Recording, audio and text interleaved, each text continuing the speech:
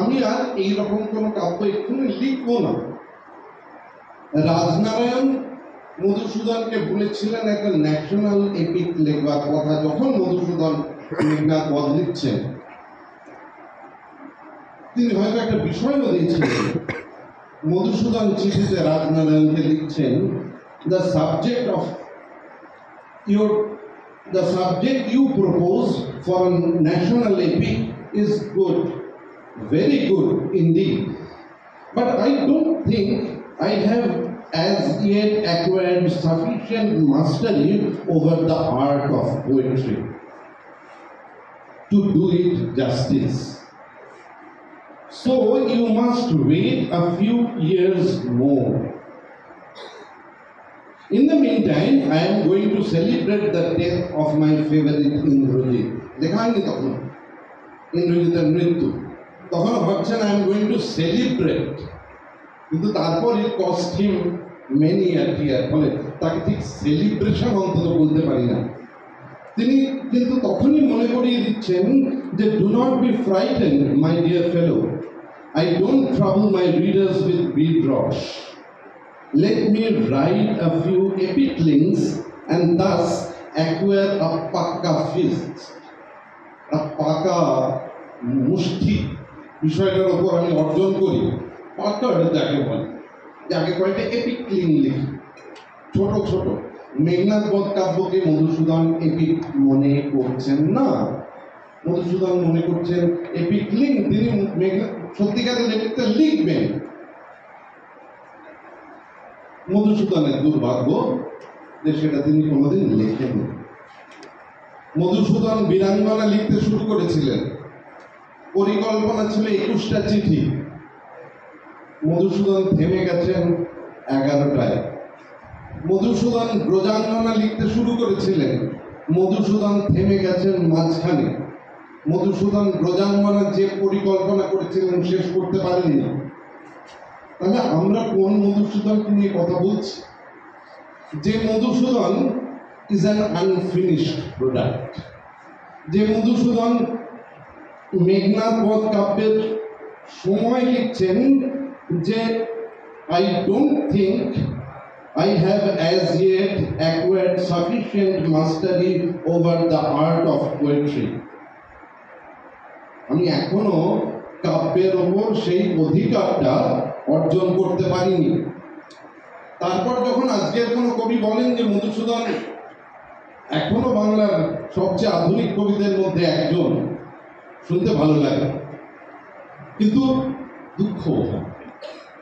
দুঃখ হয় এই কারণে যে মধুসূদনের কাব্যের ঠিক ঠিক স্ফূর্তিটা হলো না। মধুসূদন এইটা বুঝেছিলেন যে I never thought I was such a fellow for the pathetic.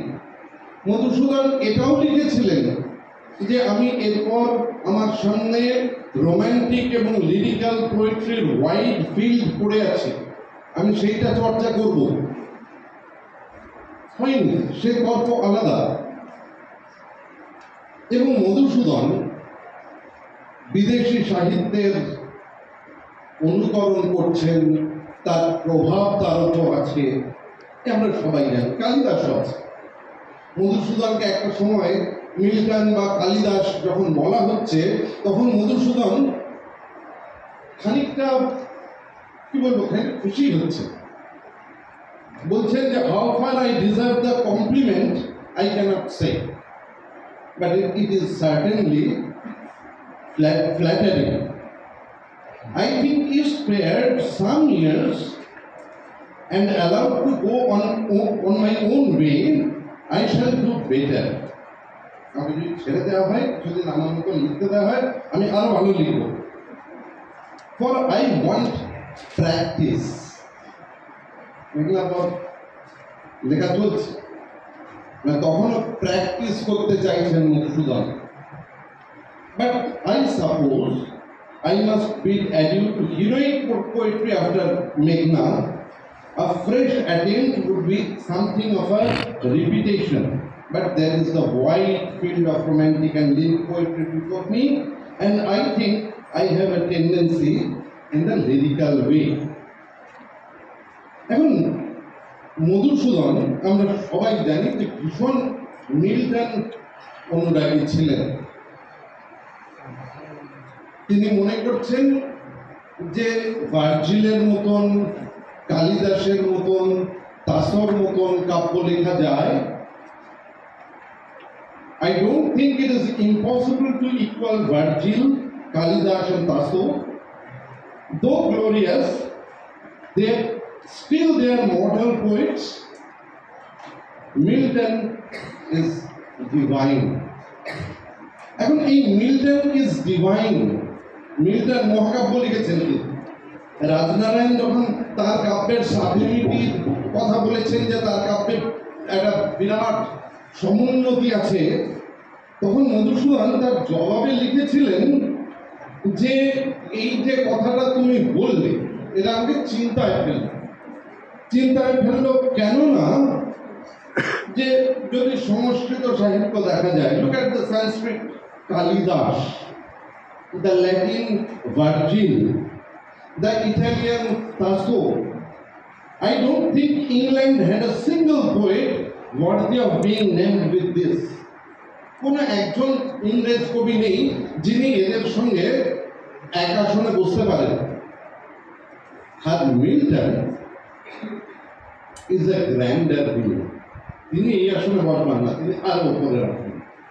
তারপর যেটা খুব ইন্টারেস্টিং, মানে মিল্টনের মিল্টন সম্পর্কে এত উচ্ছ্বাস প্রকাশ করে মধুসূদন কেন মিল্টনের মতন কাব্য লিখবেন না, প্রায় তা বোঝানোর চেষ্টা করছেন। বলছেন, like his own Saturn, he is full of loftiest thoughts, but has little or nothing that may be called amiable.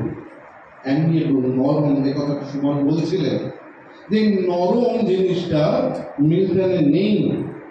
He elevates the mind of the reader to a most astonishing height, but he never touches the heart. তিনি আমাদের মগজকে অনেক দূরে নিয়ে যেতে পারেন, তিনি আমাদের হৃদয় ছুঁতে পারেন না। And what is the consequence? He has a glorious name, but few readers. He is a Saturn himself. We acknowledge him to belong to a far superior order of beings, but we never feel for him. We hear the sound of his ethereal voice with awe and trembling. He is the deep roar of a lion in the silent solitude of a forest. বিরাট বিরাট ব্যাপার, সিংহের গর্জনের মতো, কিন্তু সে লোকটা আমাদের হৃদয়কে ছোঁয় না। মধুসূদন আসলে classical মনের অধিকারী ছিলেন না, এটা আমার সবসময় মনে হয়। মধুসূদন ভেবেছিলেন যে তিনি মহাকাব্য লিখবেন, মধুসূদন মহাকাব্য লিখতে পারেননি। মধুসূদনের মহাকাব্য লিখতে না পারার সদর্থকতা কোথায়? না, তার কাব্যটা কিন্তু শেষ পর্যন্ত ওই স্যাটার্নের মতন কেবল লফটি আইডিয়াস হয়ে রয়ে যায়নি। ওটা কোথাও শেষ পর্যন্ত অন্তত কোনো কোনো মানুষের হৃদয়কে স্পর্শ করে। মধুসূদন অন্তত মেঘনাদ বধ কাব্য তো বটেই, সফল হোক বা ব্যর্থ হোক, এটার আদলটা ক্লাসিক্যাল সাহিত্য।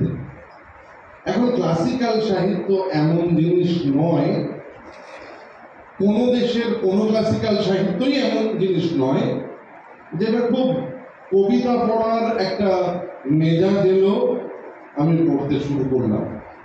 এটার একটা সীমিত পাঠক থাকবে। ক্লাসিক্যাল গানের যেমন থাকে, ক্লাসিক্যাল 5 দিনের টেস্ট ক্রিকেটের যেমন থাকে, এগুলো সবসময়ই একটা সীমিত পাঠক। মধুসূদন ঘরে ঘরে পড়া হবে, এটা হতে পারে না, এটা হতে পারে না। আজকের দিনে তো আরোই হতে পারে না, কেননা তার সঙ্গে রামচরিত্রটার যে আদলটা মধুসূদন চাপিয়ে দিয়েছেন, এটা ভবিষ্যৎ অন্ধকার ঘরে ঘরে পড়া হওয়ার।